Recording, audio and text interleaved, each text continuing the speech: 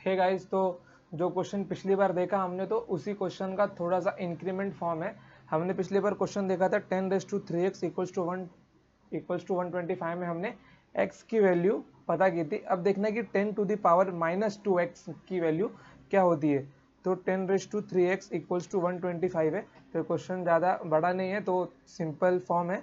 तो मैं यहाँ पे लॉग दोनों साइड अप्लाई करता हूँ। तो 10⁻³ इक्वल्स टू लॉग, अब 125 लिखना है लेकिन मैं इसको यहाँ पे 5³ लिख रहा हूँ।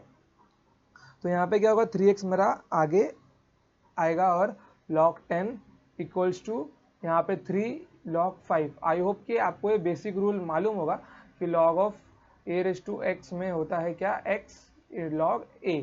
ये जो x है वो आगे कूद के भाग के चला आता है। ओके, तो देखिए यहाँ पे जब, और मेरे log 10 की वैल्यू कितनी होती है, मेरे log 10 की वैल्यू होती है 1। तो ये जो मेरा टर्म है यहाँ पे वो तो 1 से यहाँ पे इतना बैठेगा मेरा 1 इक्वल्स टू 3 log 5। अब देखिए, अब क्वेश्चन थोड़ा सा डिफिकल्ट वे में जा रहा है। अब यहाँ पे क्या है, 3 से 3 कैंसिल होगा तो x इक्वल्स टू log 5।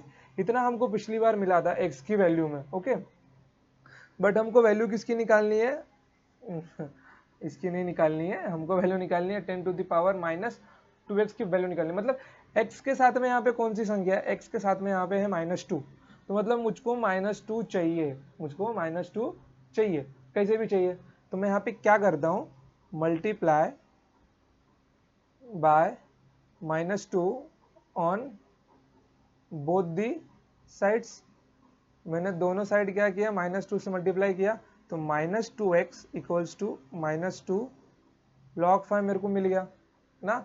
अब यहाँ पे देखिए, अब यहाँ पे मेरा क्या मिल जाएगा, अब ये -2 है जो वो क्या 5 के पावर में बैठ जाएगा, क्योंकि जो मेरा a log x होता है उसमें को मैं a को क्या हूँ, वेट ये इस फॉर्म में नहीं है, log a x equals to, अब मेरा जो x है वो a के पावर में भी बैठ सकता है ना। तो मतलब log a⁻x मैं यहाँ पे लिख सकता हूँ, मतलब मेरा जो -2 है वो 5 के पावर में बैठ सकता है। तो log ऑफ 5 -2 5⁻2 और ये -2x। अब यहाँ पे देखिए मैंने आपको क्या बताया था कि log के साथ 10 होता है लेकिन दिखता नहीं है, लेकिन वहाँ पे 10 रहता ही है ना। तो थोड़ा सा पेन का कलर हम लोग चेंज करते हैं। तो -2x equals to log of 10 5 -2। ये जो बेस 10 है वो हमेशा से रहता है, बस वो लिखना है कि नहीं लिखना है वो हमारे कन्वीनियंस के ऊपर रहता है। ओके, तो यहाँ पे देखिए एक फॉर्मूला और आता है इसका कि अगर मेरा a equals to log with the base 10 और यहाँ पे b है, और मेरे को ना इसको सिंपलेस्ट फॉर्म में लिखना है, तो मैं कैसे लिखूंगा। अब मेरा ये जो 10 यहाँ पे है उसको मैं यहाँ पे लिख दूंगा 10। अब ये जो a है ना, ये जो a यहाँ पे है उसको मैं 10 के पावर में बैठा दूंगा इक्वल्स टू b, मतलब 10 to the power a equals to b। हम लोग ऐसा करके इसको सिंपलेस्ट फॉर्म में लिख सकते हैं, लाइक कि अगर मेरा यहाँ पे 3 है और यहाँ पे log 10 और यहाँ पे 1000 है ना, तो मेरे को क्या क्या करना होगा, 10 टू द पावर 3, मतलब मैं 10 के ऊपर ये 3 को बैठा दूंगा इक्वल्स टू 1000। तो ये मेरे को क्या हुआ, मेरे को log का सिंपलेस्ट फॉर्म मिल गया।